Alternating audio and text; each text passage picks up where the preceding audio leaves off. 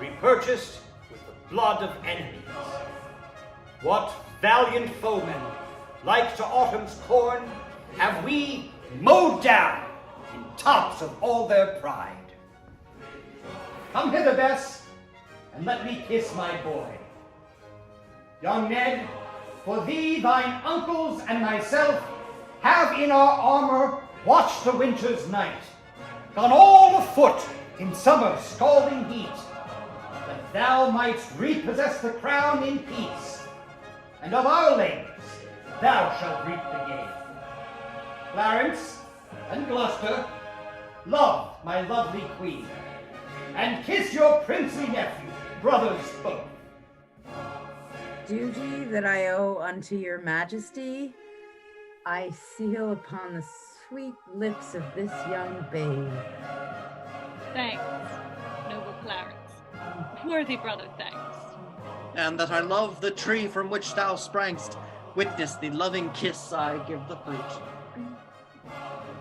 Now am I seated as my soul delights, having my country's peace and brother's loves.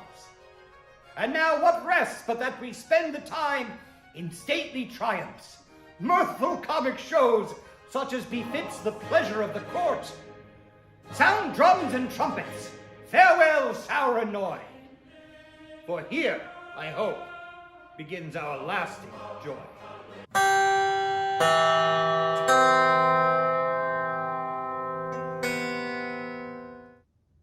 Now is the winter of our discontent.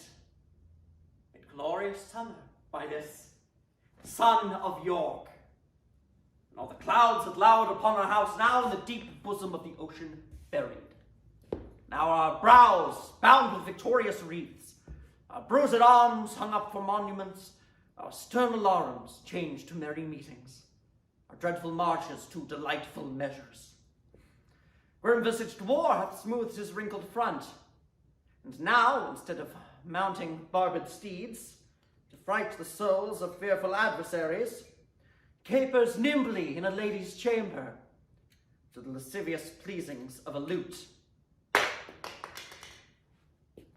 But I, that am not shaped for sportive tricks, nor meant to court an amorous looking glass, I that am rudely stamped in want love's majesty, to strut before a wanton ambling nymph, cheated of feature by dissembling nature, deformed, unfinished, sent before my time to this breathing world, scarce half made up, not so lamely and unfashionable that dogs bark at me as I halt by them.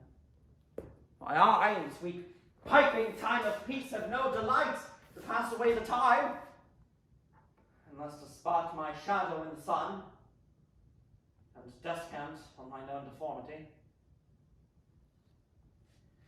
And therefore, since I cannot prove a lover to entertain these farewell spoken days, I am determined to prove a villain, and hate the idle pleasures of these days.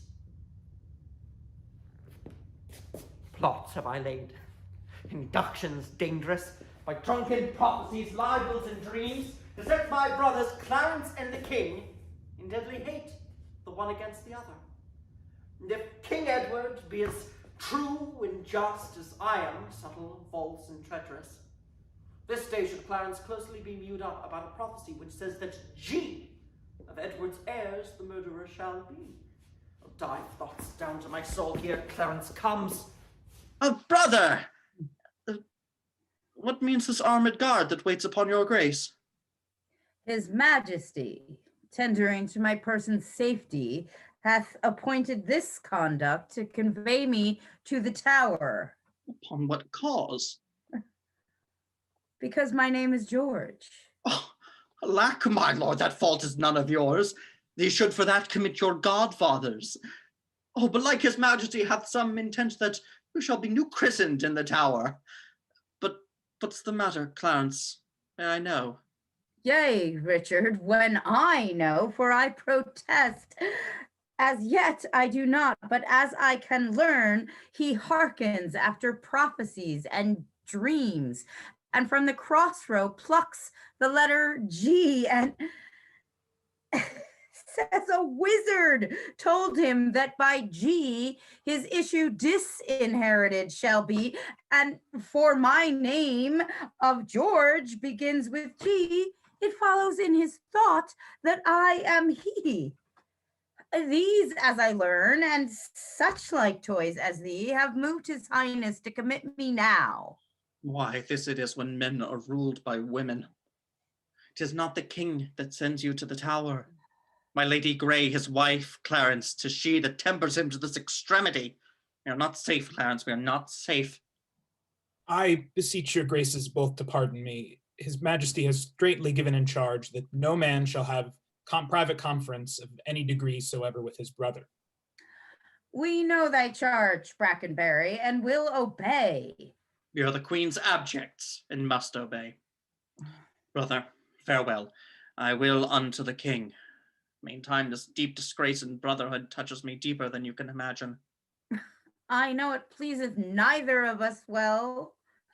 Well, your imprisonment shall not be long. Meantime, have patience. I must perforce. Farewell. Go, tread the path that thou shalt ne'er return. Simple plain Clarence, I do love thee so, that I will shortly send thy soul to heaven, if heaven will take the present at our hands. For then I'll marry Warwick's youngest daughter. What, though I killed her husband and her father? The readiest way to make the wench amends is to become her husband and her father, the which will I, not so much for love as for another secret close intent, by marrying her which I must reach unto. But soft, I run before my horse to market. Clarence still breathes, Edward still lives and reigns.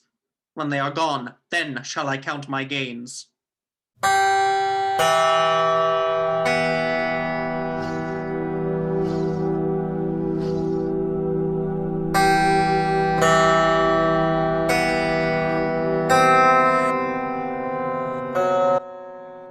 Cursed be the hand that made these fatal holes. Cursed be the heart that had the heart to do it. Cursed the blood that let this blood from hence.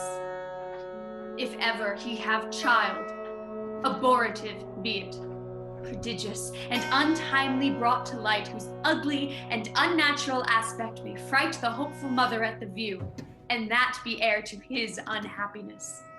If ever he have wife, let her be made miserable by the death of him, as I am made by my poor lord and thee. What black magician conjures up this fiend to stop devoted charitable deeds? Sweet saint, for charity, be not so cursed. Foul devil, for God's sake, hence, and trouble us not, for thou hast made thy happy earth thy hell, filled it with cursing cries and deep exclaims. If thou delight to view thy heinous deeds, behold this pattern of thy butcheries. O God, which this blood madest, revenge his death. O earth, which this blood drinkst, revenge his death. Either heaven with lightning strike the murderer dead, or earth gape open wide and eat him quick, as thou dost swallow up this good king's blood, which his hell-governed arm hath butchered. Lady, you know no rules of charity. Villain, thou knowest no law of God nor man. Didst thou not kill this king? I grant ye. Dost grant me, hedgehog, that God grant me too, thou mayest be damned for that wicked deed. Oh, he was gentle, mild, and virtuous. The fitter for the king of heaven that hath him. And thou unfit for any place but hell. Aye, one place else, if you will hear me name it. Some dungeon. Your bedchamber. He that bereft thee, lady, of a husband, did it to help thee to a better husband. His better doth not breathe upon the earth. He lives that loves thee better than he could. Where is he? Here. Why dost thou spit at me? Would it were mortal poison for thy sake. Never came poison from so sweet a place. Never hung poison on a fouler toad. Out of my sight, thou dost infect my eyes. Thine eyes, sweet lady, have infected mine. thine eyes from mine have drawn salt tears. When thy warlike father, like a child, told the sad story of my father's death, all the standards by did wet their cheeks like trees bedashed with rain. In that sad time my manly eyes did scorn and humble tear. And what that sad story could not thence exhale, thy beauty hath, and made them blind with weeping. Oh, teach not thy lips such scorn, for they were made for kissing, lady, not for such contempt. If thy revengeful heart cannot forgive, humbly crave the death upon my knee. Nay, now dispatch. 'Twas I that stabbed King Henry, but 'twas thy heavenly face that set me on. Nay, strike. 'Twas I that stabbed young Edward, but 'twas thy beauty that provoked me. Take up the sword, or take up me. Arise, dissembler. Though I wish thy death, I will not be the executioner. Then bid me kill myself, and I will do it. I have already.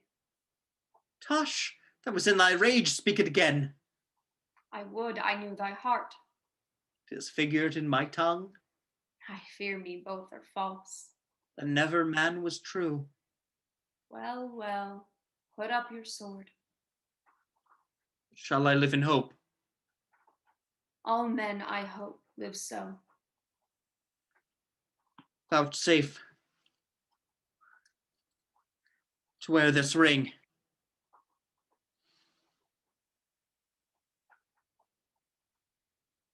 To take is not to give. See how this ring encompasseth thy finger. Even so thy breast encloseth my poor heart. Where both of them? For both of them are thine. I will with all expedient duty see you for divers unknown reasons. I do beseech you, grant me this boon. With all my heart. And much it joys me too to see you are become so penitent. Bid me farewell. 'Tis more than you deserve. But since you teach me how to flatter you, imagine I have said farewell already.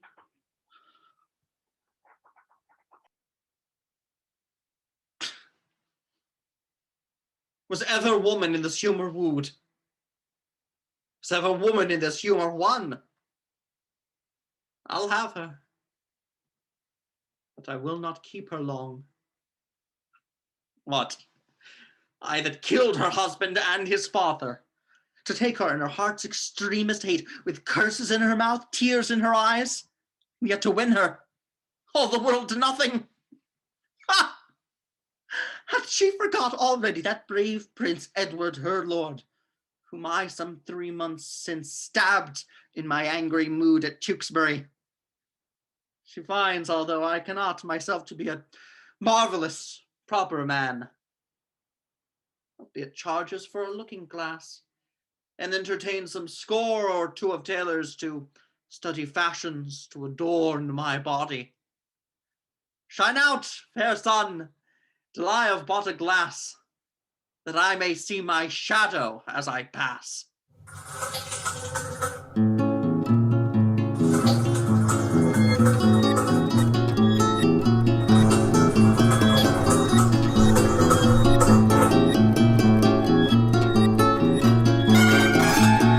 Have patience, madam.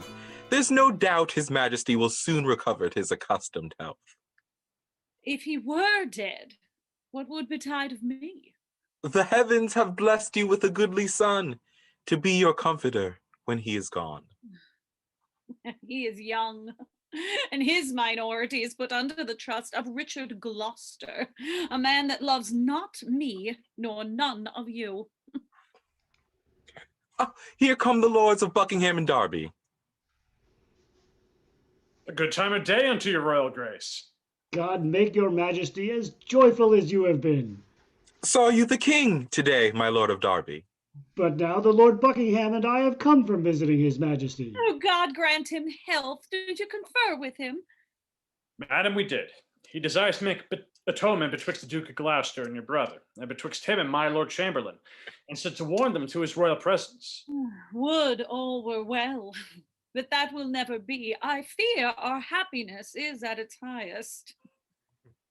Who are they that complain unto the king that I forsooth am stern and love them not? Because I cannot flatter and speak fair, I must be held a rancorous enemy. Cannot a plain man live and think no harm? To whom in all this presence you speaks, your grace? To thee, that hast nor honesty nor grace. How have I injured thee? When done thee wrong? Come. We know your meaning, Brother Gloucester. You envy my advancement and my friends. God grant that we may never have need of you. Meantime, God grants that we have need of you. Your brother is imprisoned by your means, myself disgraced, and the nobility held in contempt, whilst many fair promotions are daily given to ennoble those that scarce some 2 days since were worth a noble. My Lord of Gloucester, I have too long borne your blunt upbraidings and your bitter scoffs. I had rather be a country servant maid than a great queen with this condition, to be thus taunted, scorned, and baited at. Small joy have I in being England's queen. Threat you me with telling of the king? Tell him, and spare not. Look, but I have said I will avouch in presence of the king. I dare adventure to be sent to the Tower. 'Tis time to speak, my pains are quite forgot. Ere you were queen, yea, or your husband king, I was a pack horse in his great affairs.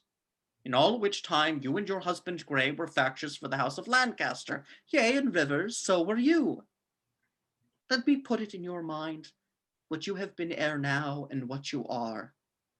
Yea, what I have been, what I am. Poor Clarence did forsake his father Warwick, yea, and forswore him, which Jesu pardon. My lord of Gloucester, in those busy days which here you urged to prove us enemies, we followed then our lawful king. So should we you, if you should be our king. If I should be, I'd rather be a pack horse. Far be me from it the thought of it. Madam, his majesty doth call for you and for your grace, and you, my noble lords. Catesby, we come. Lords, will you go with us? Madam, we will attend your grace.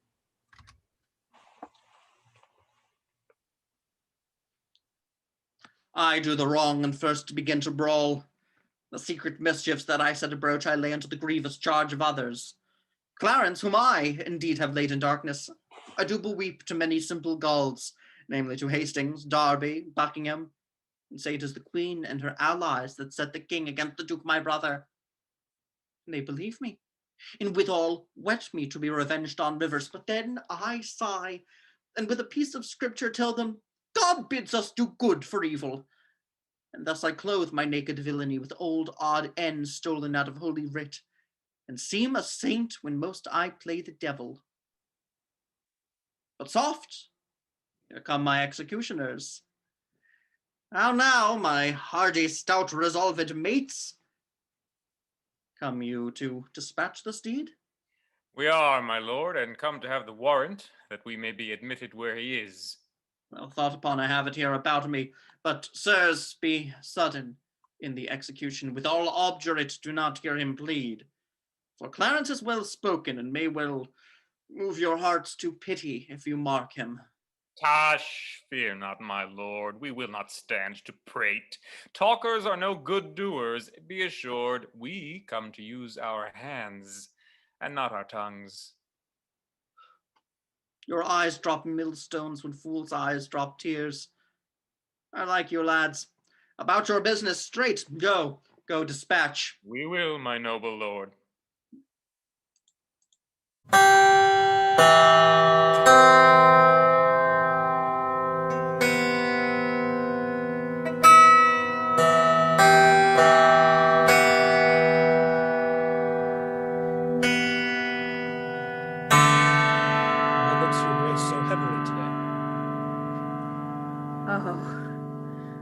passed a miserable night, so full of ugly sights and ghastly dreams, that as I am a Christian faithful man, I would not spend such another night, though 'twere to buy a world of happy days. So full of dismal terror was the time.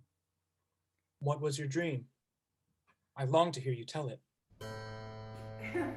Methought that I had broken from the tower and was embarked across to Burgundy, and in my company my brother Gloucester, who from my cabin tempted me to walk upon the hatches. Thence we looked toward England, and sighted up 1,000 fearful times during the wars of York and Lancaster that had befallen us. As we paced along upon the giddy footing of the hatches, we thought that Gloucester stumbled, and in falling struck me. That thought to stay him overboard into the tumbling billow of the main. Oh, Lord, Lord, methought what pain it was to drown. What dreadful noise of waters in mine ears. What ugly sights of death within mine eyes. Methought I saw 1,000 fearful wrecks, 10,000 men that fishes gnawed upon, wedges of gold, great anchors, heaps of pearl, inestimable stones, unvalued jewels, all scattered in the bottom of the sea.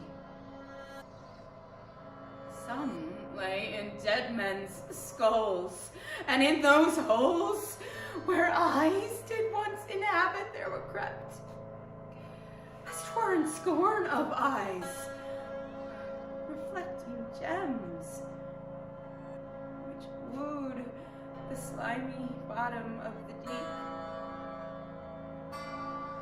My dream was lengthened after life. Oh, then began the tempest to my soul. With that methought a legion of foul fiends environed me about and howled in my ears such dreadful cries that with the very noise I trembling waked, and for a season after could not believe but that I was in hell. Such terrible impression made the dream. No marvel, my lord. Though it affrighted you, I promise I am afraid to hear you tell it. Oh, Brackenbury, I have done these things, which now bear evidence against my soul for Edward's sake, and see how he requites me. I pray thee, gentle keeper, stay by me. My soul is heavy, and I fain would sleep. I will, my lord. God give your grace good rest.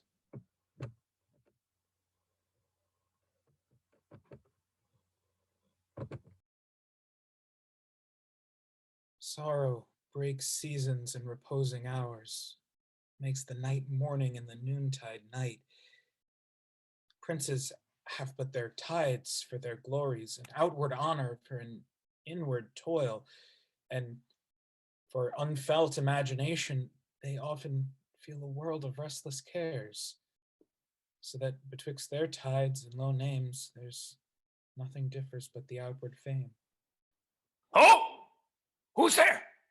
In God's name, what are you, and how came you hither? I would speak with Clarence, and I came hither on my legs. Show him our commission. Talk no more.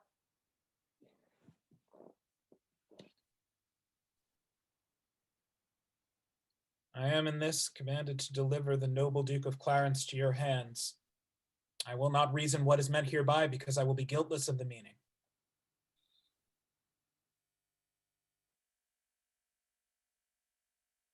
What? Art thou afraid? Not to kill him, having a warrant for it, but to be damned for killing him from which no warrant can defend us. Remember our reward when the deed is done. Soon's he dies, I had forgot the reward. Where's thy conscience now? In the Duke of Gloucester's purse. Hark! He stirs. Shall I strike? No, first let's reason with him. Where art thou, keeper? Give me a cup of wine. You shall have wine enough, my lord, anon. In God's name, what art thou? A man, as you are. But not as I am royal. Nor you, as we are, loyal. Who sent you hither? Wherefore do you come? To To murder me? Aye. Aye. Wherein, my friends, have I offended you? Offended us, you have not, but the king. I will send you to my brother Gloucester, who shall reward you better for my life than Edward will for tidings of my death. You are deceived. Your brother Gloucester hates you. Oh, no, he loves me and holds me dear. Go you to him from me. Thou deceivest thyself. 'Twas he that sent us hither now to slaughter thee. It cannot be, for when I parted from him, he hugged me in his arms and swore with sobs that he would labor my delivery. Why, so he doth, for now he delivers thee from this world's thraldom to the joys of heaven. Make peace with God, for you must die, my lord. Look behind you, my lord. Take that, then that. If all this will not do, I'll drown you in the malmsey depths within.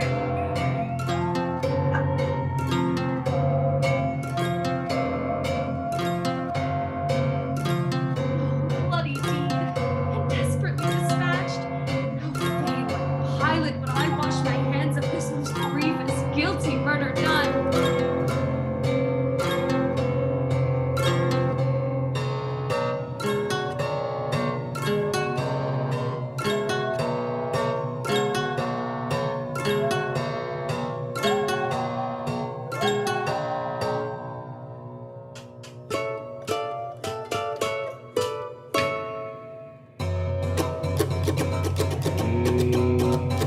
Why, so now have I done a good day's work. Your peers, continue this united league.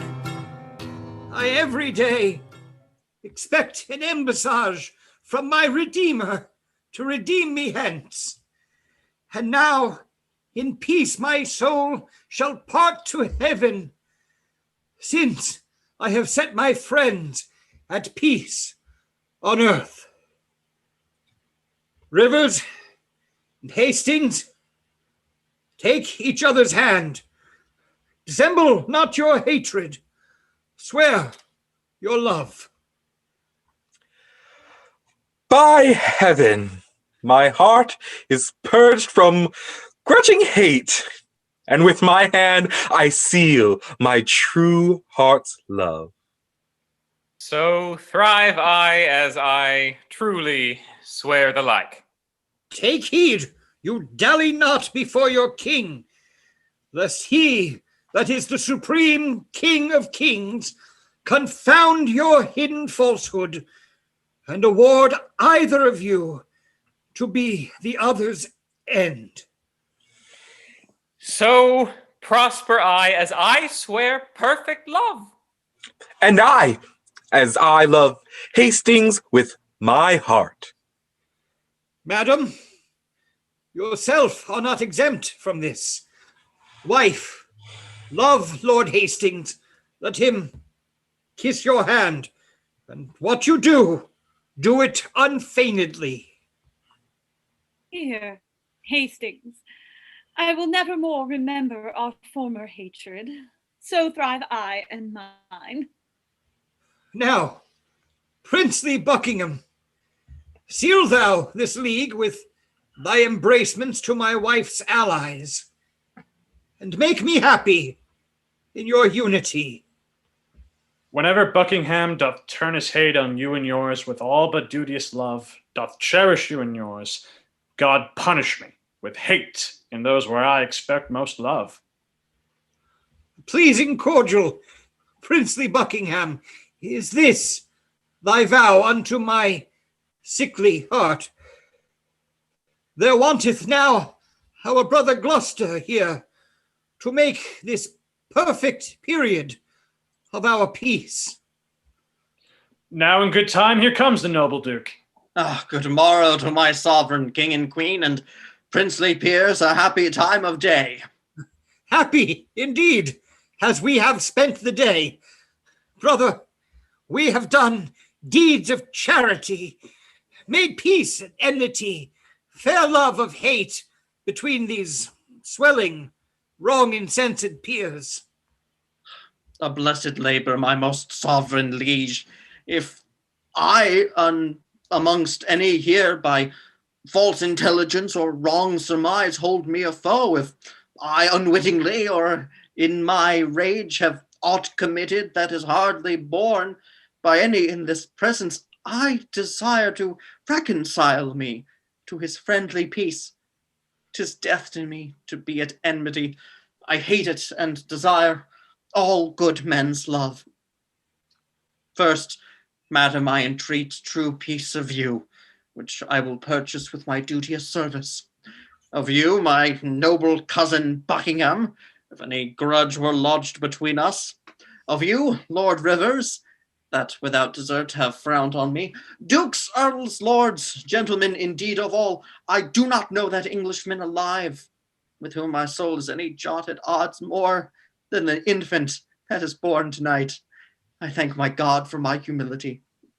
I would to God all strifes were well compounded. My sovereign liege, I do beseech your majesty to bring our brother Clarence to your grace. Why, madam, have I offered love for this to be so bouted in the royal presence? Who knows not that the noble duke is dead? Do him serious injury to scorn his course. Who knows not he is dead? Who knows he is? Oh, seeing heaven, what a world is this? Is Clarence dead? The order was reversed. But he, poor soul, by your first order died, and that a winged Mercury did bear. Some tardy cripple bore the countermand that came too lag to see him buried.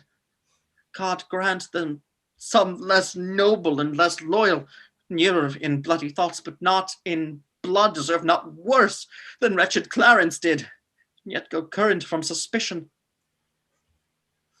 Have a tongue to doom my brother's death? And shall the same give pardon to a slave?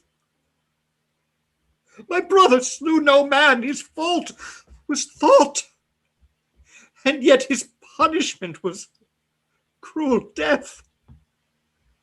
Oh God, I fear thy judgment will take hold on me, and you, and mine, and thine for this. Come, Hastings, help me to my closet. Oh, poor Clarence.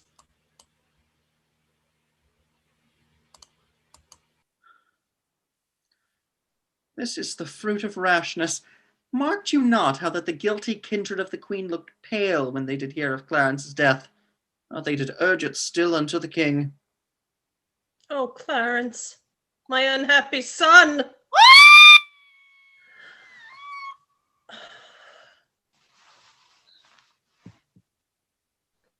Shall hinder me to wail and weep, to chide my fortune and torment myself. I'll join with black despair against my soul and to myself become an enemy. What means this scene of rude impatience? To make an act of tragic violence. Edward, my lord, your son, our king, is dead. Why grow the branches now the root is withered? Why wither not the leaves, as the sap being gone? If you will live, lament.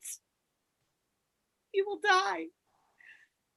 Be brief, that your swift-winged souls may catch the kings, while like obedient subjects follow him to his new kingdom of perpetual rest. So much interest have I in thy sorrow as I had title in thy noble husband. I have bewept a worthy husband's death and lived by looking on his images. But now 2 mirrors of his princely semblance are cracked in pieces by malignant death, and I for comfort have but one false glass, which grieves me when I see my shame in him.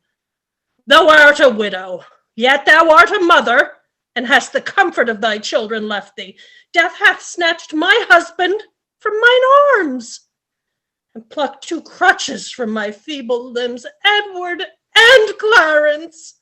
Oh, what cause have I, thine being but a moiety of my grief, to overgo thy plaints and drown thy cries? Madam, bethink you like a careful mother of the young prince, your son. Send straight for him. Let him be crowned, in him your comfort lives. Drown desperate sorrow in dead Edward's grave, and plant your joys in living Edward's throne. Madam, have comfort. All of us have cause to wail the dimming of our shining star, but none can cure their harms by wailing them. Madam, my mother, I do cry you mercy. I did not see your grace. Humbly on my knee I crave your blessing. God bless thee. Put meekness in thy mind. Love, charity, and obedience.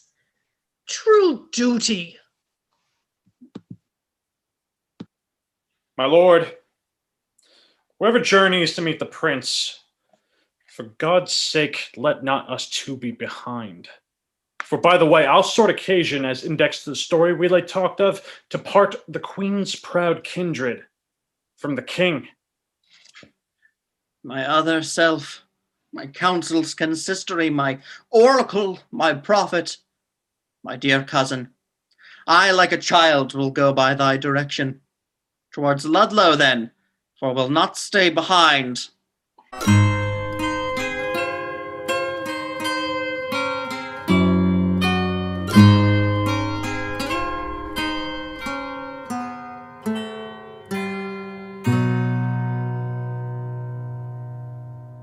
I long with all my heart to see the prince. I hope he is much grown since last I saw him. But I hear no.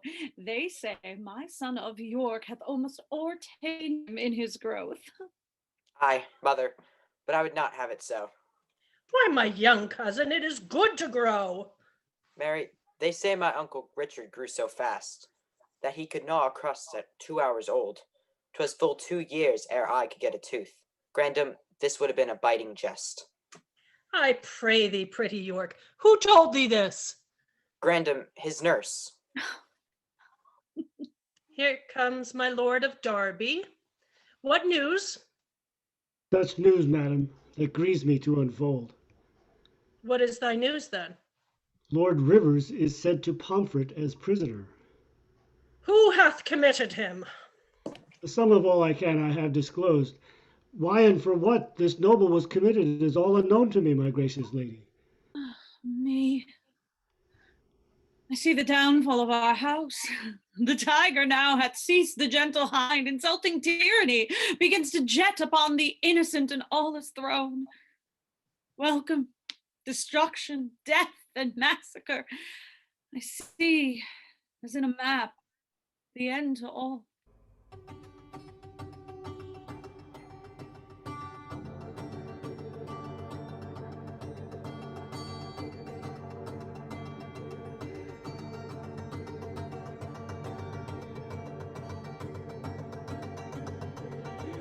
Sir Robert Brackenbury, let me tell thee this.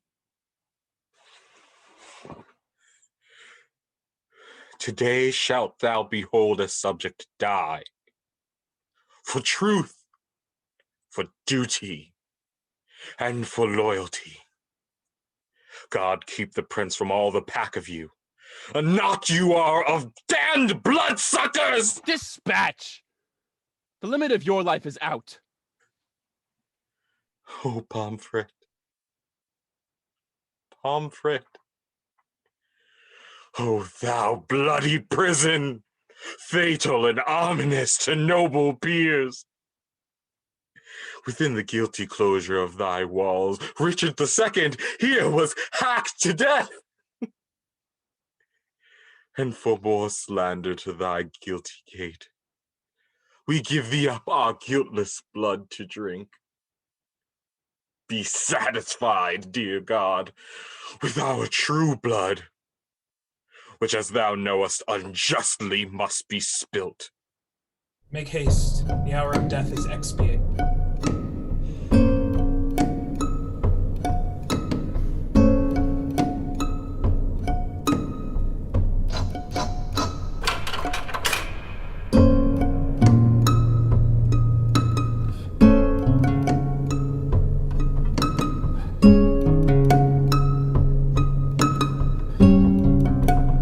Welcome, sweet prince, to London, to your chamber.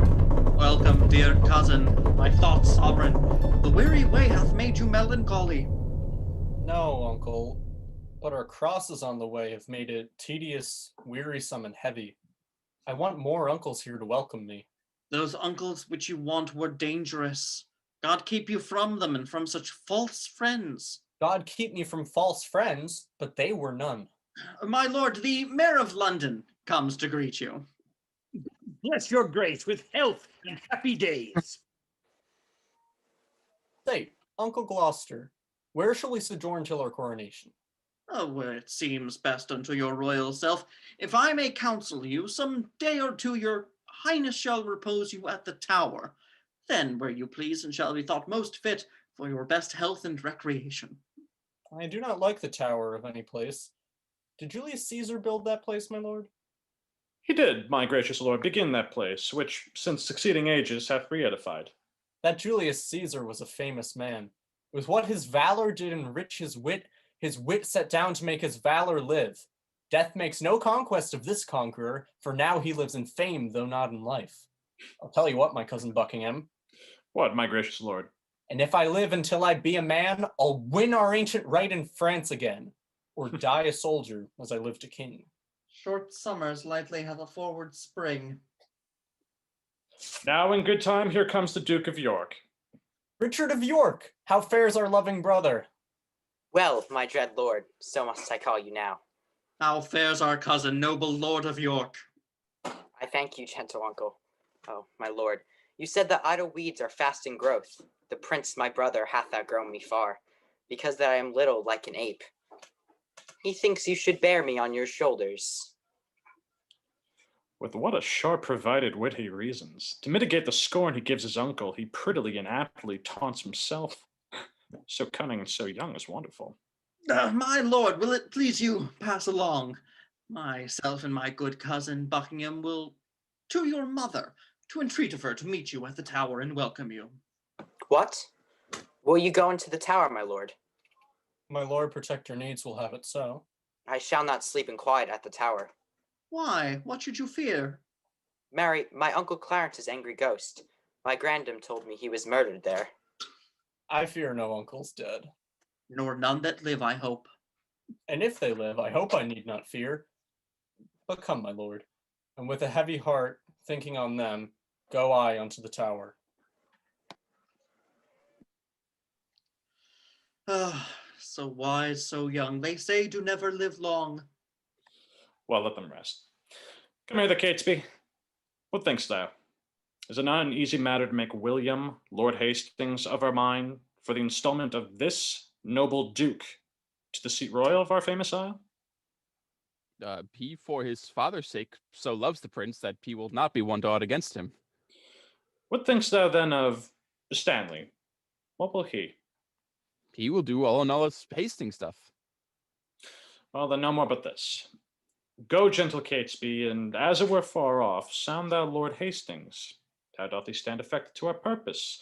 And summon him tomorrow to the tower to sit about the coronation. If thou dost find him tractable to us, encourage him, show him all our reasons. If he be leaden, icy cold, unwilling, be thou so too, and so break off your talk and give us notice of his inclination. For we tomorrow hold divided councils wherein thyself shall highly be employed. Tell him, Catesby, it is ancient not to dangerous adversaries tomorrow are let blood at Pomfret Castle. Could Catesby go, effect this business soundly? My good lord, with all the heed I may. Shall we hear from you, Catesby, ere we sleep? You shall, my lord. At Crosby Place, there shall you find us both. Now, my lord, what shall we do if we perceive Lord Hastings will not yield to our complots? Chop off his head, man. Somewhat we will do. And look, when I am king, claim thou of me the earldom of Hereford, and all the movables by which the king, my brother, stood possessed. I'll claim that promise at your grace's hands.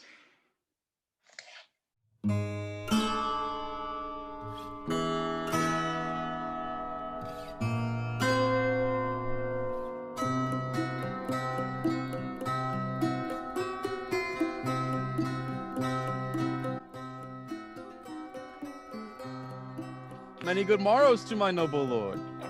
Good morrow, Catesby. You are early stirring. What news? What news in this our tottering state? It is a reeling world indeed, my lord, and I believe she'll never stand upright until Richard wear the garland of the realm. How? Wear the garland? Dost thou mean the crown? Aye, my good lord. I'll have this crown of mine cut from my shoulders ere I will see the crown so foul misplaced. 'Tis a vile thing to die, my gracious lord, when men are unprepared and look not for it. Well met, my lord. I am glad to see your honor. I thank thee, good your grace, with all my heart. I am in debt for your last exercise. Come the next Sabbath, and I will content you. What, talking with a priest, Lord Chamberlain? Your friends at Pomfret, they do need the priest. Your honor hath no shriving work in hand? Good faith, and when I met this holy man, those men you talk of came into my mind. My lords, at once, the cause why we are met is to determine of the coronation. In God's name, speak.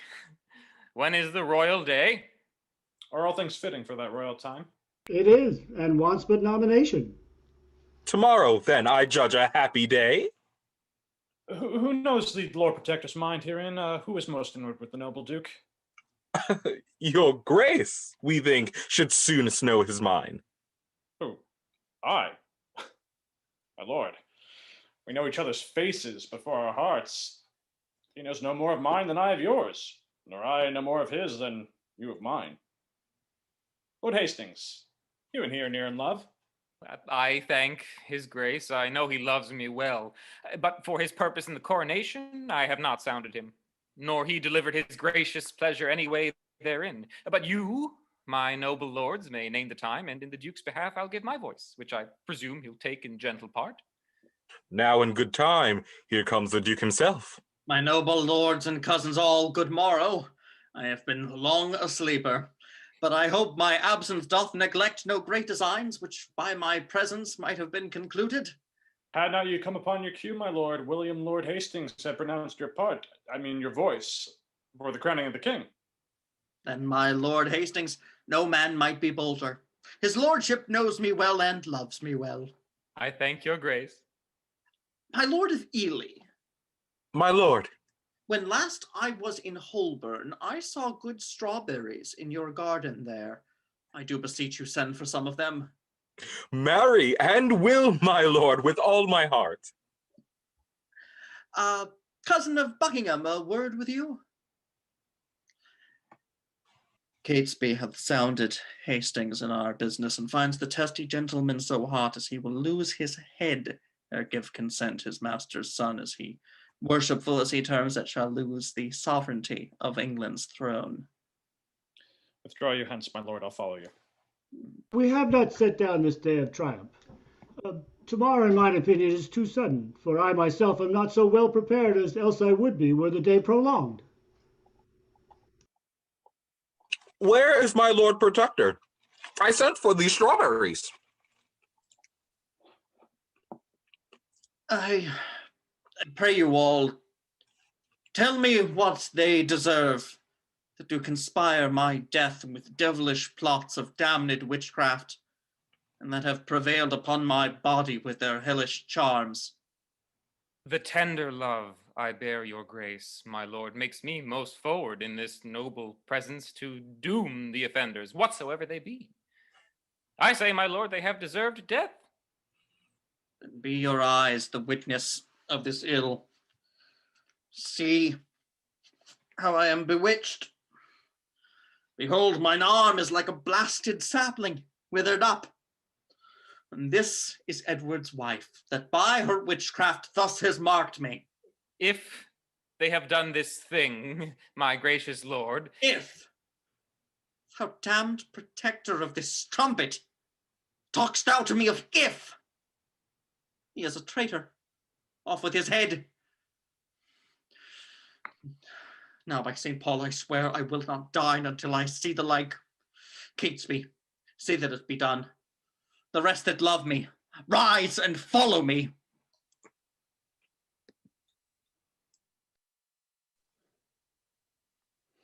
Dispatch, my lord. The Duke would be at dinner. Make a short shrift. He longs to see your head. Oh, bloody Richard. Miserable England. I prophesy the fearfulest time to thee that ever wretched age hath looked upon. Come, lead me to the block. Bear him my head. They smile at me that shortly shall be dead.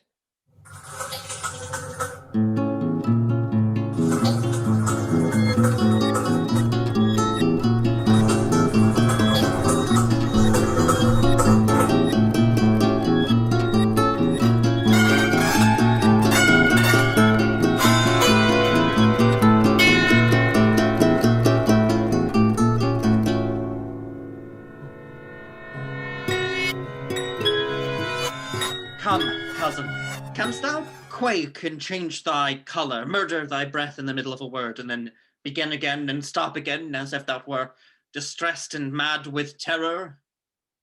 Tut, I can counterfeit the deep tragedy and speak and look back and pry on every side, tremble and start at wagging of a straw, intending deep suspicion.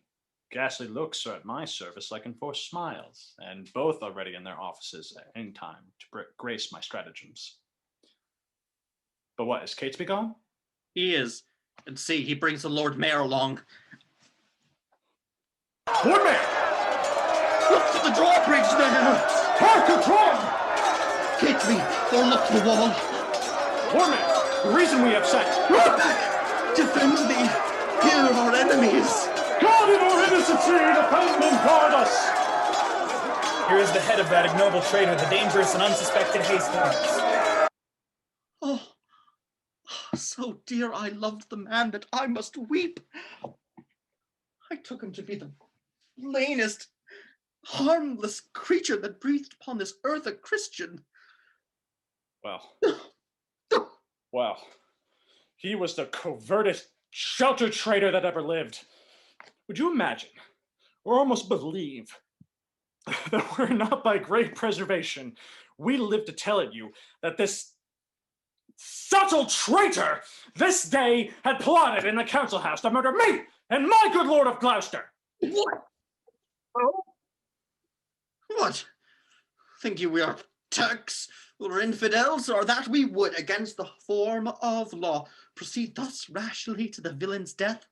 But that the extreme peril of our case, the peace of England and our person's safety, enforced us to this execution. Now, there before you, he deserved his death. And you, my good lord, both have well proceeded to warn false traitors from the like attempt.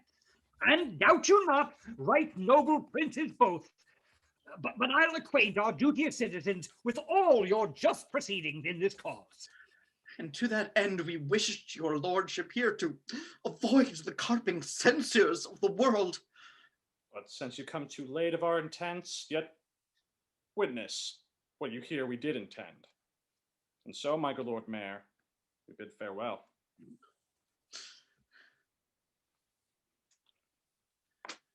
Go, after cousin Buckingham, the mayor towards Guildhall hides him in all post. There, at your meetest advantage of the time, infer the bastardy of Edward's children. Fear not, my lord, I will play the orator as if the golden fee for which I plead were for myself. And so, my lord, I bid adieu.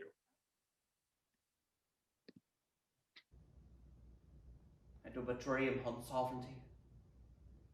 Like one that stands upon a promontory and spies a far-off shore where he would tread, wishing his foot were equal with his eye, and chides the means that sunders him from thence, saying he'll lade it dry to have his way. So do I dream upon the crown, and chides the means that keeps me from it. Why, love forswore me in my mother's womb, and since I should not deal in her soft laws, she did corrupt frail nature with some bribe, to shrink mine arm up like a withered shrub, to make an envious mountain on my back where sits deformity, to shape my legs of an unequal size, to disproportion me in every part. And am I then a man to be beloved? The midwife wondered, and the women cried, "Oh, Jesus, bless us! He was born with teeth!" And so I was, which would rightly signify that I should snarl and bite and play the dog. Then, since this world affords no joy to me but to command, to check, to forbear such a better person than myself, I'll dream upon the crown. And whilst I afford this world but hell, to this misshaped trunk that bears my head be round impaled with a glorious crown. Why, I can smile and murder whilst I smile, and cry content to that which grieves my soul, and wet my cheeks with artificial tears, and frame my face to all occasions. I'll drown more sailors than the mermaid shall, slay more gazers than the basilisk, play the orator as well as Nestor, deceive more slyly than Ulysses could, and like a Sinon take another Troy. I'll add colors to the chameleon, change shapes with Proteus for advantages, and set the murderous Machiavel to school. Can I do all this and cannot get a crown? Tut! Were it farther off, I'll pluck it down. How now, my lord, what says the citizens? Touched you the bastardy of Edward's children? He did. The insatiate greediness of his desires, his tyranny for trifles, his own bastardy, your discipline in war, wisdom in peace, your bounty, virtue, fair humility. And when mine oratory grew to a close, I bid them that do love their country's good cry, God save Richard, England's royal king. Ah, and did they so? No. So God help me, they spake not a word. What tongueless blocks were they, but not they speak? No, by my troth, my lord. Will not the mayor and his brethren come? The mayor's here at hand. Intend some fear. Be not you spoke with, but by mighty suit. And look you, get a prayer book in your hand, and stand betwixt two churchmen. For on that ground I will build a holy descant. And be not so easily won to our request. Play the maid's part, still answer nay, and take it. I go. If you plead as well for them as I can say nay to thee for myself, no doubt we'll bring it to a happy issue. Go, up to the leads. The Lord Mayor knocks. Welcome, my lord. Here comes his servant. How now, Catesby? What says he? My lord, he doth entreat your grace to visit him tomorrow or the next day. He is within with two right reverend fathers. Go Good Catesby, to your lord again. Tell him myself, the mayor, and citizens are come to have some conference with his grace. I'll tell him what you say, my lord. My lord, this prince is not an Edward. He's not lolling on a lewd day bed, but meditating with two deep divines, not sleeping to engross his idle body, but praying to enrich his watchful soul. Happy were England, would this gracious prince take on him the sovereignty thereof. But sure I fear we shall ne'er win him to it. Marry, God forbid his grace should say us nay. I fear he will. How now, Catesby, what says your lord? My lord, he wonders to what end ye have assembled such troops of citizens to speak with him. My lord, he fears you mean no good to him. By heaven, I come in perfect love to him. When wholly devout religious men are at their beads, 'tis hard to draw them thence. So sweet is L's contemplation. Where he stands between two clergymen. Two props of virtue for a Christian prince to stay him from the fall of vanity. And look, book of prayer in his hand, true ornaments to know a holy man. Famous Plantagenet, most noble prince, lend favorable ears to our request, and pardon us this interruption of thy devotion and right Christian zeal. My lord, there needs no such apology. I rather do beseech you pardon me. I do suspect that I have done some offense that seems disgracious in the city's eye, and that you come to reprehend my ignorance. You have, my lord, would it might please your grace at our entreaties to amend that fault. Else wherefore breathe I in a Christian land? Then know that is your fault, that you resign the supreme seat, the throne majestical. We heartily solicit your gracious self to take on you the charge and kingly government of this, your land. Not as protector, steward, substitute, or lowly factor for another's gain, but as successively from blood to blood. Your right of birth, your empery, your own. For this, consorted with the citizens, your very worshipful and loving friends, and by their vehement instigation, in this just suit come I to move your grace. I know not whether to depart in silence or bitterly to speak in your reproof. Your love deserves my thanks. But my desert unmeritable shuns your high request. First, if all obstacles were cut away and my path were even to the crown, as my ripe revenue and due by birth, yet so much is my poverty of spirit, so mighty and so many my defects, I'd rather hide me from my greatness. But God be thanked, there's no need of me. The royal tree hath left us royal fruit. You say that Edward is your brother's son. So say we too, but not by Edward's wife. Then, good my lord, take to your royal self this proffered benefit of dignity, if none to bless us and the land withal, yet to draw forth your noble ancestry from the corruption of abusing times unto a lineal true derived course. Do, good my lord, your citizens entreat you. Refuse not, mighty lord, this proffered love. Oh, make them joyful, and grant their lawful suit. Alas, why would you heap these cares on me? I am unfit for state and majesty. I do beseech you, take it not amiss. I cannot nor I will not yield to you. If you refuse it, as in love and zeal, loath to dispose the child your brother's son, as well we know your tenderness of heart and gentle, kind, effeminate remorse, as we have noted in you to your kin and eagerly indeed to all estates. And yet whether you accept our suit or no, your brother's son shall never reign our king. Yet we will install some other to the throne, to the disgrace and downfall of your house. And in this resolution, here we leave you. Come, citizens. Zoons, I'll entreat no more. Oh, do not swear, my lord of Buckingham. Call them again, my lord, and accept their suit. Would you enforce me to a world of cares? Well, Call them again. I'm not made of stone. Cousin of Buckingham and you, sage grave men, since you will buckle fortune on my back, I must have patience to endure the load. For God he knows, and you may partly see how far I am from the desire thereof. Yes, your grace, we see it and will say it. Then I salute you.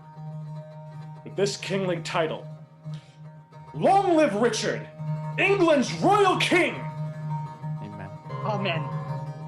Tomorrow will it please you to be crowned? Even when you please, since you will have it.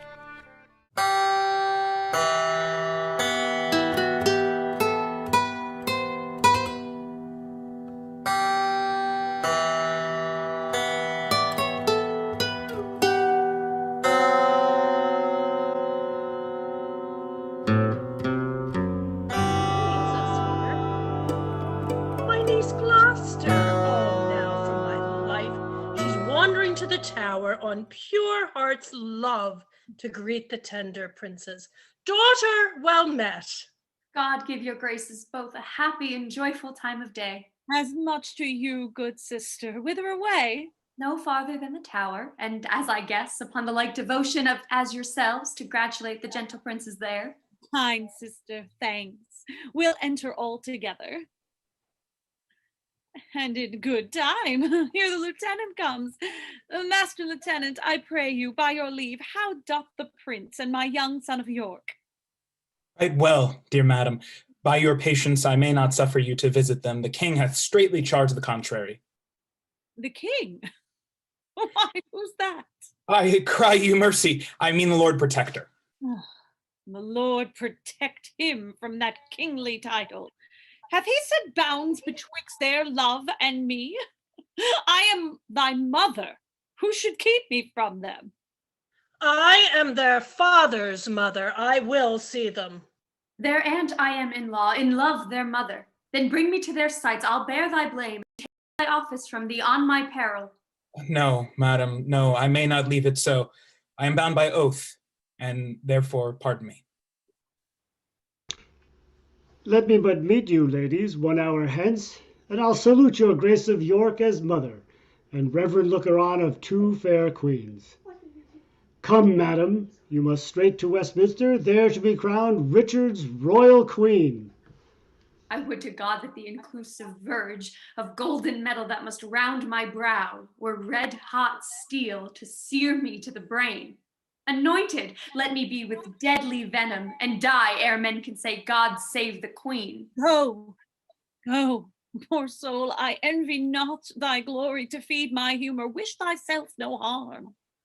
No, why? When he that is my husband now came to me as I followed Henry's course, when scarce the blood was well washed from his hands, which issued from my other angel husband, and that dear saint which then I weeping followed. Oh, when I say I looked on Richard's face, this was my wish. Be thou, quoth I, accursed, for making me so young, so old a widow. And when thou wedst, let sorrow haunt thy bed, and be thy wife, if any be so mad, more miserable by the life of thee than thou hast made me by my dear lord's death. Oh, ere I can repeat this curse again, within so small a time my woman's heart grossly grew captive to his honey words, and proved the subject of mine own soul's curse.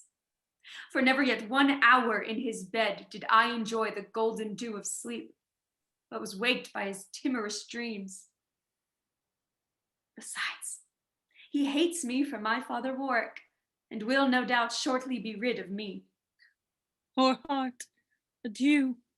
I pity thy complaining. No more than from my soul. No more than from my soul I mourn for yours. Farewell, thou woeful welcomer of glory. Adieu, poor soul that takes thy leave of it. Go thou to Richmond, and good fortune guide thee. Go thou to Richard, and good angels guard thee. Go thou to sanctuary, and good thoughts possess thee. I to my grave, where peace and rest lie with me. 80-odd years of sorrow have I seen, and each hour's joy wrecked with a week of team. Stay yet. Look back with me unto the tower. Pity, you ancient stones, those tender babes whom envy hath immured within your walls. Rough cradle for such little pretty ones. Rude, ragged nurse, old sullen playfellow, for tender princes use my babies well. So foolish sorrow bids your stones farewell.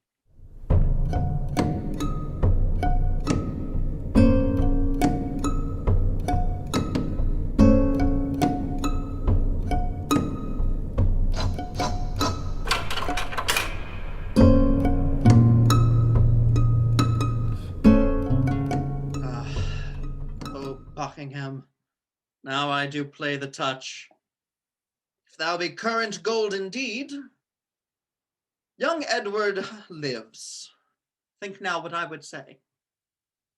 Say on, my loving lord. Why, Buckingham, I say I would be king.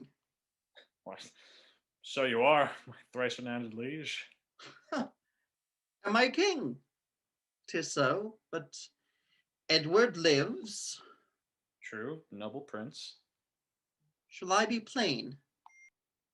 I wish the bastards dead, and I would have it suddenly performed. What sayest thou? Speak suddenly, be brief. Give me some breath, some little pause before I positively herein. I will resolve your grace immediately.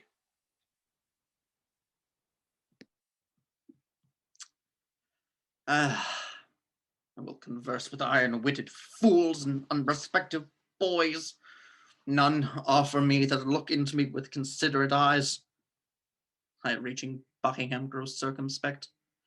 The deep revolving witty Buckingham shall no longer be neighbour to my counsel. Hath he so long held out with me untired, and stops he now for breath? Catesby, what is his name? His name, my lord, is Tyrrell. I partly know the man. How now? What news with you? My lord, I hear the Bishop of Ely's fled to Richmond, and those lands across the sea where he abides. Catesby. My lord? Rumour it abroad that Anne, my wife, is sick and like to die. I'll take order for her keeping close. Look how thou dreamest. I say, give out that Anne, my wife, is sick and like to die. I must be married to my brother's daughter, else my kingdom stands on brittle glass. Murder her brothers and then marry her. Uncertain way of gain. But I am in so far in blood that sin will pluck on sin. Tear-falling pity dwells not in this eye. Is thou named Tyrrell? James Tyrrell, and thy most obedient subject. Art thou indeed? Prove me, my gracious lord. Tyrrell, darest thou resolve to kill a friend of mine? Aye, my lord, but I had rather kill 2 enemies. Thou hast it. 2 deep enemies, foes to my rest and my sleep. Sweet, sweet sleep's disturbers are they that I would have thee deal upon. Tyrrell, I mean those bastards in the tower. Let me have open means to come to them, and soon I'll rid you from the fear of them. Thou singest sweet music. Hark, come hither, Tyrrell. Go by this token, and rise and lend thine ear. There is no more to say, but so say it is done, and I will love thee and prefer thee for it. 'Tis done, my gracious lord. Shall we hear from thee, Tyrrell, ere we sleep? You shall, my lord. My lord, I have considered in my mind the late demand that you did sound me in. Well, let that pass. Ely is fled to Richmond. I hear that news, my lord. Stanley, he is your wife's son. Well, look to it. My lord, I claim the earldom of Hereford and the movables the which you promised I should possess. Stanley, look to your wife. If she convey letters to Richmond, you will answer it. What says your highness to my just demand? As I remember, King Henry VI did prophesy that Richmond should be king, when Richmond was a little peevish boy. A king? Perhaps. How chance the prophet could not at that time have told me, I being by, that I would kill him. My lord, a promise for the earldom. Richmond. When last I was in Exeter, the mayor in courtesy showed me the castle and called it Richmond, at which time I started, because a bard of Ireland told me I should not live long after I saw Richmond. My lord! Aye, what's o'clock? I am thus bold to put your grace in mind of what you promised me. Well, but what's o'clock? Upon the stroke of 10. Then let it strike. Why let it strike? Because that, like a jack, thou keeps the stroke betwixt thy begging and my meditation. I am not in the giving vein today. Why, then resolve me whether you will or no. Tut, thou troublest me. Not in the vein.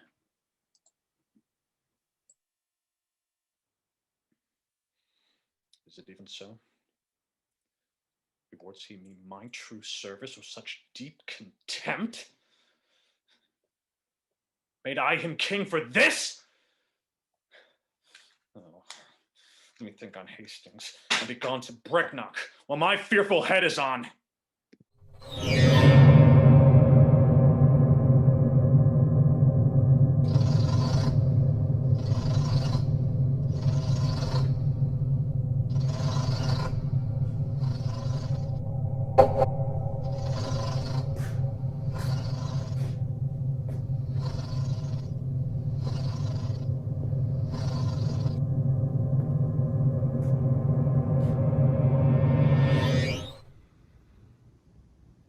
The tyrannous and bloody deed is done.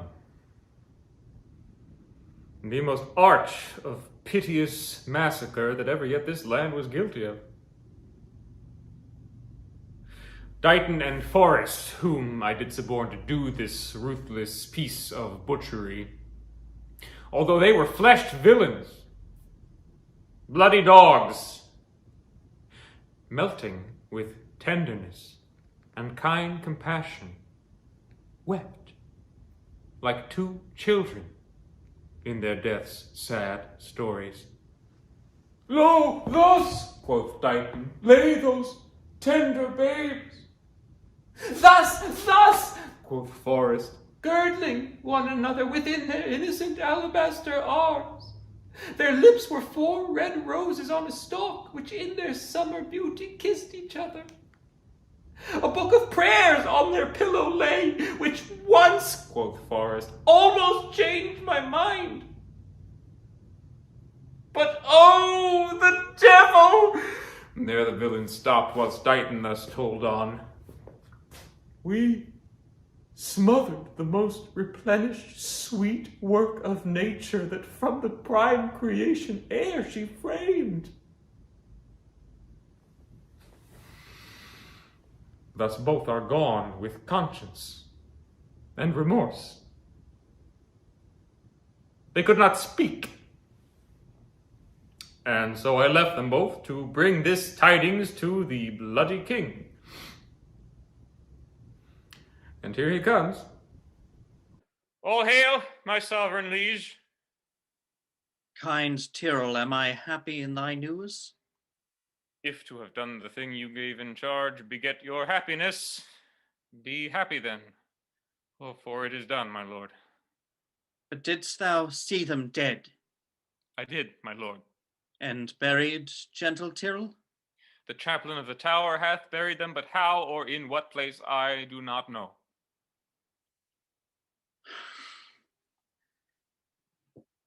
Come to me, Tyrrell, soon at after supper. Thou shalt tell the story of their death. Meantime, but think how I may do thee good and the inheritor of thy desire. Farewell, till soon.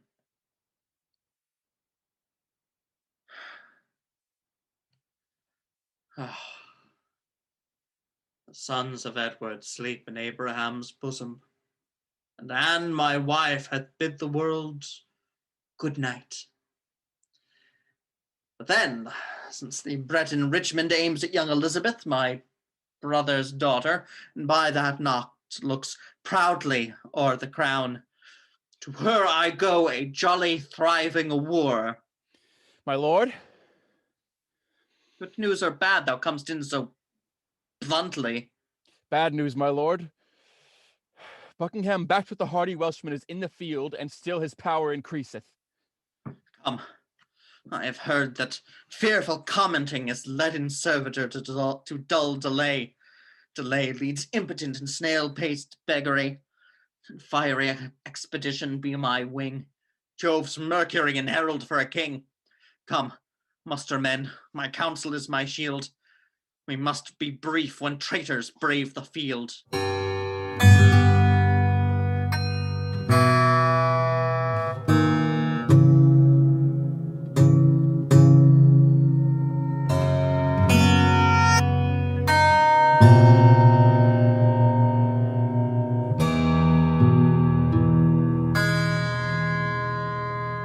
So many sorrows have grazed my voice.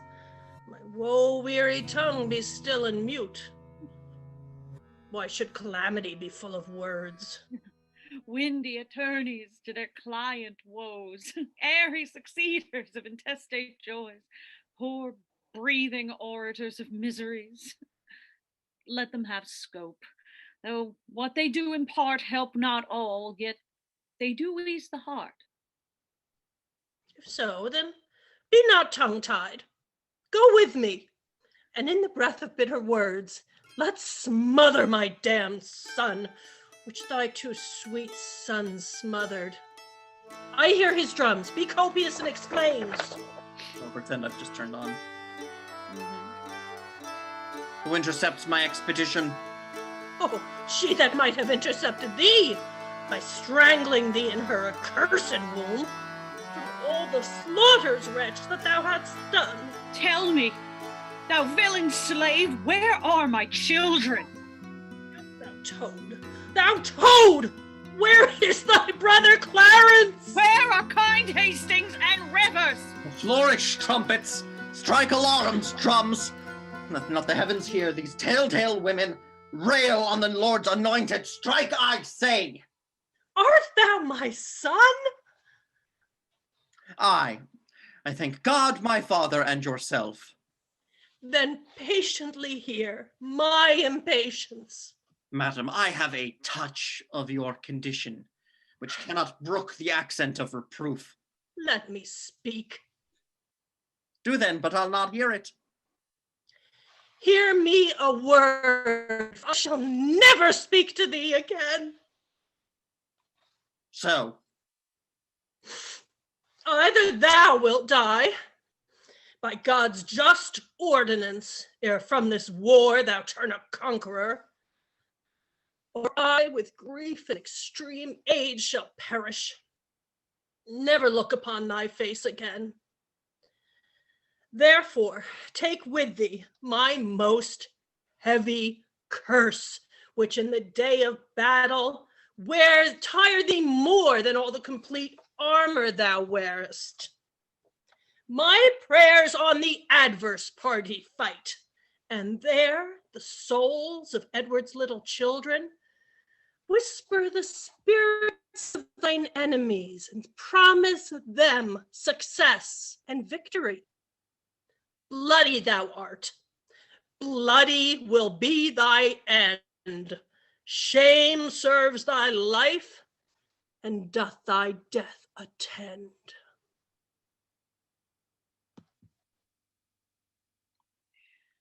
Though far more cause, yet much less spirit to curse abides in me, I say amen to all. Stay, madam. I must speak a word with you. I have no more sons of the royal blood for thee to murder.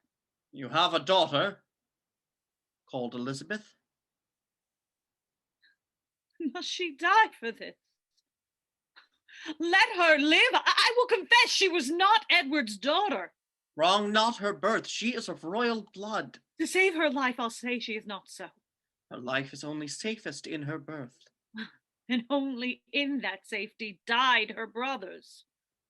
You speak as if I had slain my cousins. Well, no doubt. The murderous knife was dull and blunt till it was whetted on thy stone-hard heart to revel in the entrails of my lambs. Madam, I intend more good to you and yours than you and yours have been by me wronged. Tell me, what state, what dignity, what honor canst thou demise to any child of mine? I mean that with my soul that I love thy daughter, and wish to make her Queen of England. What, thou? Aye, even I. What think you of it, madam? Send to her, by the man that slew her brothers, a pair of bleeding hearts, and thereon engrave Edward and York. Then haply will she weep. Send her a story of thy noble acts. Tell her thou madest away her uncle Clarence, her uncle Rivers, yea, and for her sake madest quick conveyance with her good Aunt Anne. What were I best to say? Her father's brother would be her lord, or shall I say her uncle? Say she shall be a high and mighty queen. To whale the tide as her mother doth. Say I will love her everlastingly. But how long shall that title of ever last? As long as heaven and nature lengthens it. Oh, as long as hell and Richard likes of it. No reasons are too shallow and too quick. In her consists my happiness and thine. Without her follows to this land and me death, desolation, ruin, and decay. It cannot be avoided but by this. It will not be avoided but by this. And so therefore, mother, so I must call you now, urge the necessity and state of times, and be not peevish fond of great designs. Shall I be tempted of the devil thus? Aye, if the devil tempt thee to do good. But thou didst kill my children. And in your daughter's womb I bury them.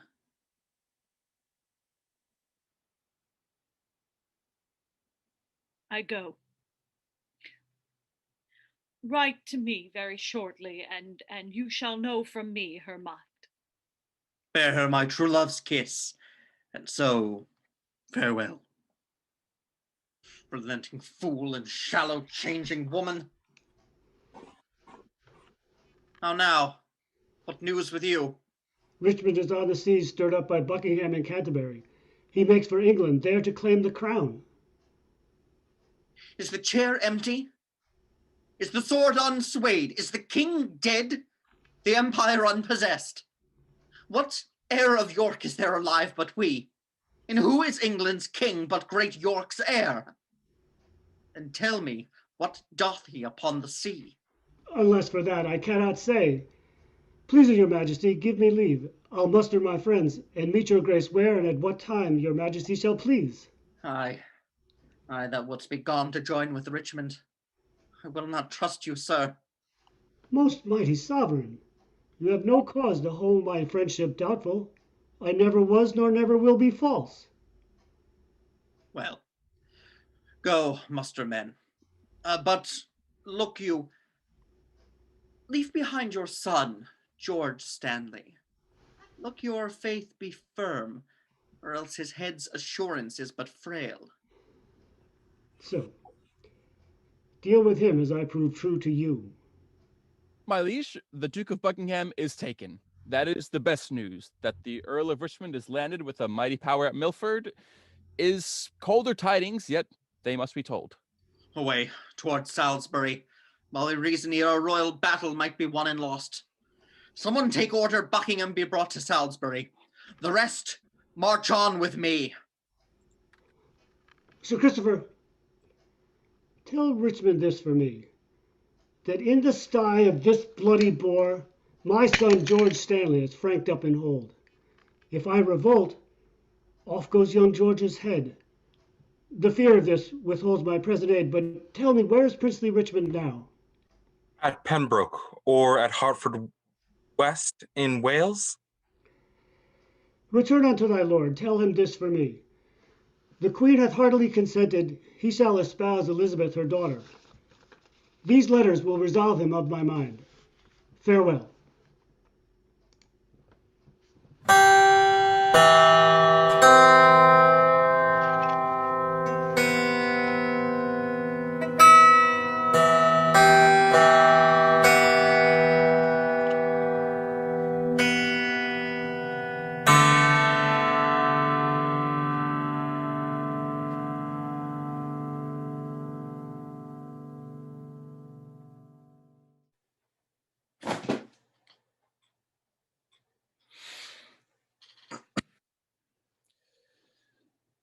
King Richard, let me speak with him. No, my good lord. Therefore be patient. Hastings, Edward's children, Rivers, holy King Henry, and thy fair son Edward, Clarence, and all that have miscarried by underhand, corrupted, foul injustice. If that your moody, discontented souls do through the clouds behold this present hour, even for revenge, mock my destruction. It is All Souls' Day, Catesby, is it not? It is, my lord. Why, then, All Souls' Day is my body's doomsday. This is the day that in King Edward's time I wished might fall on me when I was found false to his children or his wife's allies. This is the day that I wished to fall by the false faith of him I trusted most. This All Souls' Day to my fearful soul is the determined respite of my wrongs. That high all-seer that I dallied with have turned my feigned prayer on my head and given in earnest what I begged in jest. Thus doth he force the swords of wicked men to turn their points on their masters' bosoms.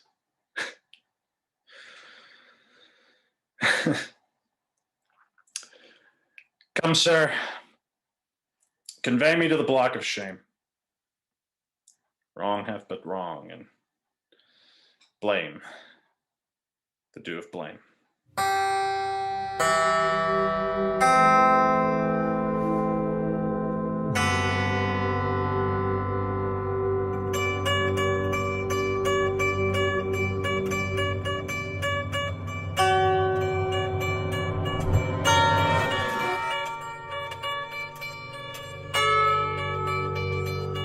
Fellows in arms, and my most loving friends, bruised underneath the yoke of tyranny. Thus far into the bowels of the land have we marched on without impediment, and here receive we from our father Stanley lines of fair comfort and encouragement. The wretched, bloody, and usurping boar lies now even in the center of this isle, near to the town of Leicester. As we learn from Tamworth, thither is but 1 day's march. In God's name, cheerly on, courageous friends, to reap the harvest of perpetual peace by this one bloody trial of sharp war. Every man's conscience has 1,000 swords to fight against that bloody homicide. I doubt not, but his friends will fly to us. He hath no friends, but who are friends for fear, which in his greatest need will shrink from him. All for our vantage. Then in God's name march. True hope is swift and flies with swallows' wings. Kings it makes gods, and meaner creatures kings. Here, pitch our tents here, even here in Bosworth Field. I'll put my tent there. Here will I lie tonight. But where tomorrow? Well, all's one for that. Who hath descried the number of the foe? 6,000 or 7,000 is their utmost power. Why, our battalion trebles that account. Besides, the king's name's a tower of strength. Up with my tent there. It's want no discipline, make no delay. For Lord's tomorrow is a busy day. The weary sun hath made a golden set, and by the bright track of his fiery car gives signal of a goodly day tomorrow. Give me some ink and paper in my tent. I'll draw the form and model of our battle, limit each leader to his several charge, and part in just proportion our small strength. The Earl of Pembroke keeps his regiment. Good Captain Herbert, bear my good night to him, and by the 2nd hour in the morning desire the Earl to see me in my tent. Oh, yet one thing more, good Herbert, before thou goest. Where is Lord Stanley quartered, dost thou know? Unless I have mistaken his colours much, which well I am assured I have not done. His regiment lies 1/2 mile at least, south from the mighty power of the king. If without peril it be possible, good Captain Herbert, bear my good night to him, and give him from me this most needful scroll. Upon my life, my lord, I'll undertake it. And so, give you quiet rest. God give you quiet rest tonight. Good night, good Captain Herbert. Come, let us consult upon tomorrow's business into our tent. The air is raw and cold. What is the clock? It's supper time, my lord. It's 9 o'clock. I will not sup tonight. Send out our pursuivant at arms to Stanley's regiment. Bid him bring his power before sunrising, lest his son George fall into the blind cave of eternal night. Fortunate victory, sit on thy helm. All comfort that the dark night can afford be to thy person, noble father-in-law. Tell me, how fares our loving mother? I, by attorney, bless thee from thy mother, who prays continually for Richmond's good. So much for that. The silent hours steal on, and flaky darkness breaks in the east. In brief, for so the season bids us be, prepare thy battle early in the morning. But on thy side I must not be too forward, lest being seen, thy brother, tender George, be executed in his father's sight. Farewell. The leisure and the fearful time cut off the ceremonious vows of love and ample interchange that so long sundered friends should dwell upon. God give us leisure for these rites of love. Once more, adieu. Be valiant and speed well. Good lords, conduct him to his regiment. I'll strive with troubled thoughts to take a nap, lest leaden slumber pease me down tomorrow when I should mount with wings of victory. Once more, good night, kind lords and gentlemen.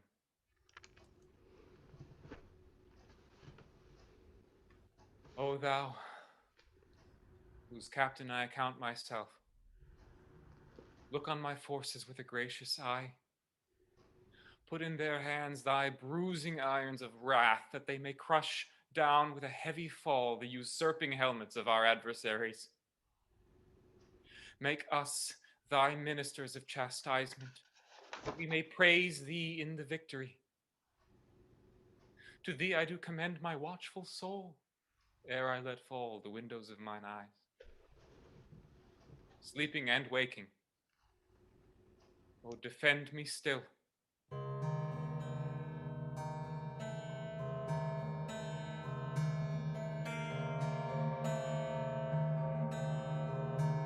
let me sit heavy on thy soul tomorrow.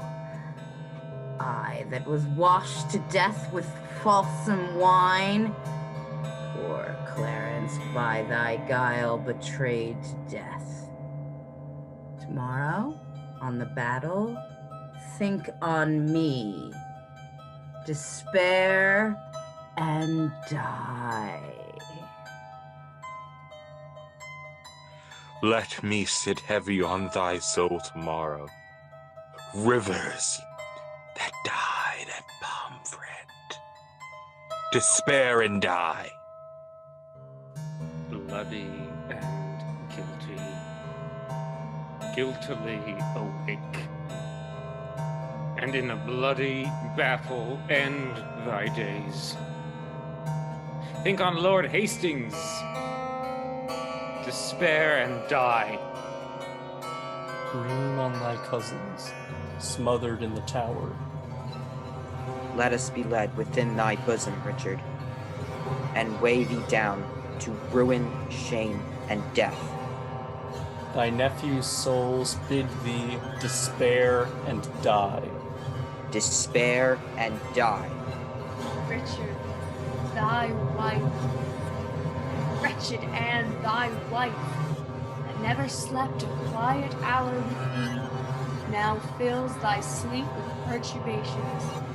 Tomorrow in the battle, think on me, and fall thy edgeless sword, despair, and die. The last was I to help me to the crown. The last was I that felt thy tyranny. Oh, in battle think on Buckingham and die in terror of thy guiltiness. Dream on. Dream on of bloody deeds and death. Fainting, despair. Despairing, yield thy breath. Despair and die. Have mercy, Jesu. Soft I did but dream. Oh, coward conscience, thou dost afflict me.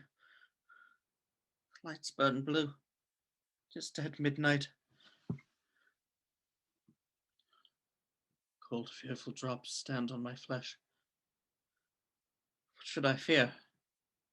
Myself. There's none else by. Richard loves. Richard, that is, I am I. Is there a murderer here? No. Yes. I am. I love myself. Wherefore? For any good that I myself have done unto myself. Oh no. Perhaps I rather hate myself. For hateful deeds committed by myself. I fear. I fear. I fear. Good morrow, Richmond. Cry mercy, lords and watchful gentlemen, that you've ta'en a tardy sluggard here. How far into the morning is it, Herbert? Upon the stroke of 4. Why, then 'tis time to arm and give direction.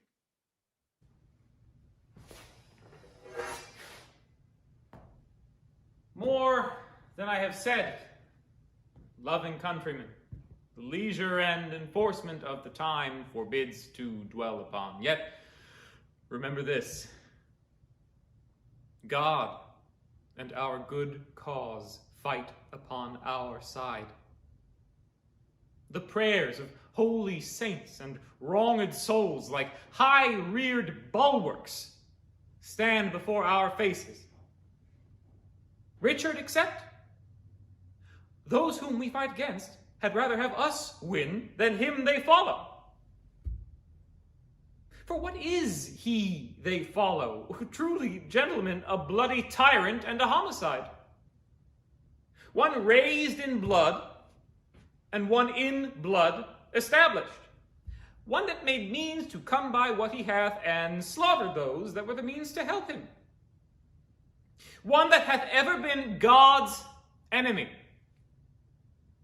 Then, if you fight against God's enemy, God will in justice ward you as his soldiers.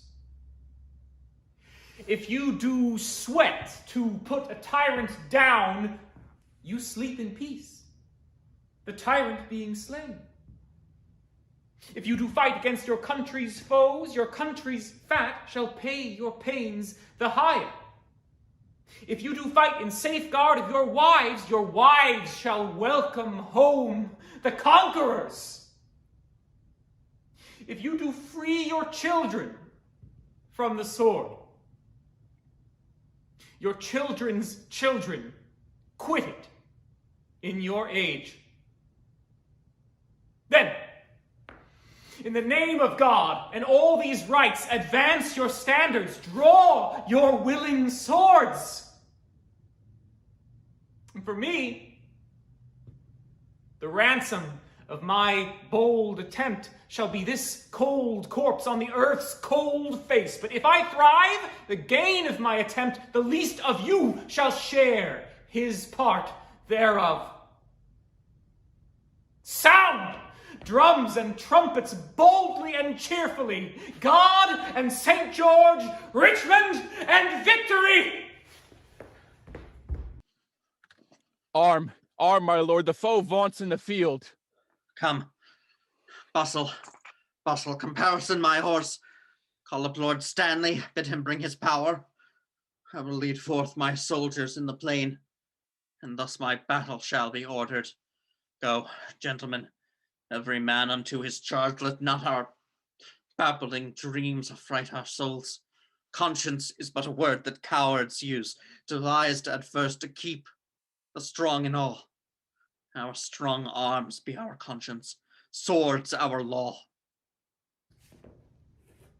What shall I say more than I've inferred? Remember whom you are to cope withal. A sort of vagabonds, rascals and runaways. A scum of Bretons and base lackey peasants whom their o'ercloyed country vomits forth to assured destruction. You, sleeping in peace, they bring to you unrest. You, having lands and blessed with beauteous wives, they would restrain the one, disdain the other. And who doth lead them but a paltry fellow? Let's whip these stragglers o'er the seas again. If we be conquered, let men conquer us, not these bastard Bretons whom our fathers have in their own country beaten, bobbed, and thumped. Shall they enjoy our lands, lie with our wives, ravish our daughters? Hear their drum. Fight, bold yeomen, fight! Draw, archers, draw your arrows to the head. Amaze the welkin with your broken stave. Said Lord Stanley, will they bring us power? My lord, he doth deny to come. Off with his son George's head. My lord, the enemy is past the marsh. After the battle, let George Stanley die. 1,000 hearts are deep within my bosom, fair St. George. Inspire us with the spleen of firing dragons. March on! Join bravely, let us to it pell-mell. If not to heaven, then hand in hand to hell!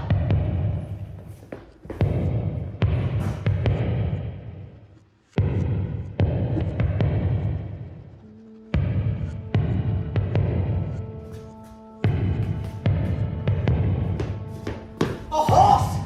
A horse, my kingdom for a horse! Withdraw, my lord, I'll help you to a horse. Slave! I've set my life upon a cast, and I will stand the hazard of the die. I think there be 6 Richmonds on the field. 5 have I slain today instead of him. A horse! A horse, my kingdom! For a horse! A horse! A horse, my kingdom for a horse! A horse! A horse, my kingdom for a horse!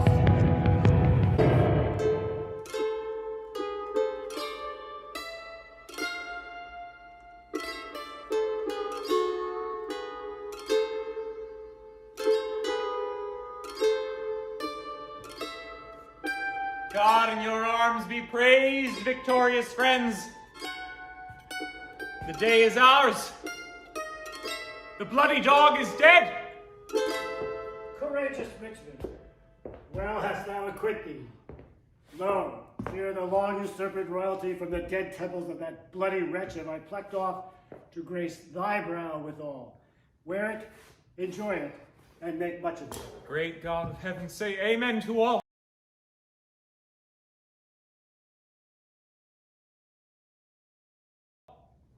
But tell me, is young George living? He is, my lord, and safe in Leicester town, whither if it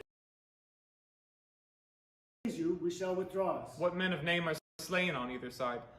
John, Duke of Norfolk, Walter Lord Ferrers, Sir Robert Brandon, and Sir William Brackenbury. Inter their bodies as becomes their births, proclaim a pardon to the soldiers fled that in submission will return to us, and then, as we have ta'en the sacrament, we will unite the white rose and the red. Smile, heaven, upon this fair conjunction that long have frowned upon their enmity. Oh, now let Richmond and Elizabeth, the true succeeders of each royal house, by God's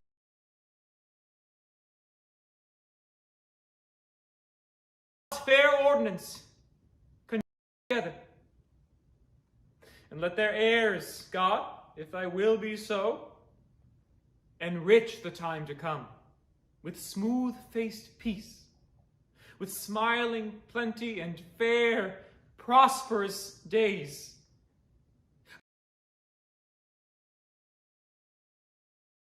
Break the edge of traitors, gracious Lord, that would reduce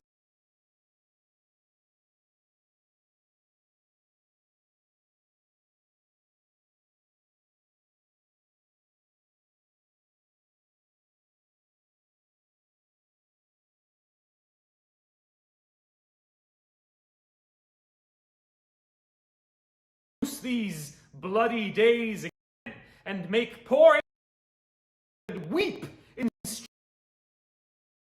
streams of blood. Let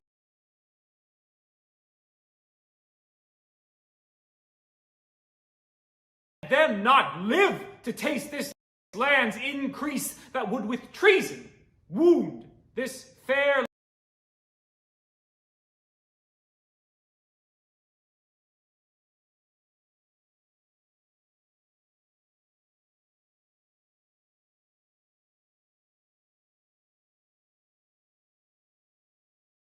land's peace. Now, wounds are stopped. Peace lives again. That she may long live here.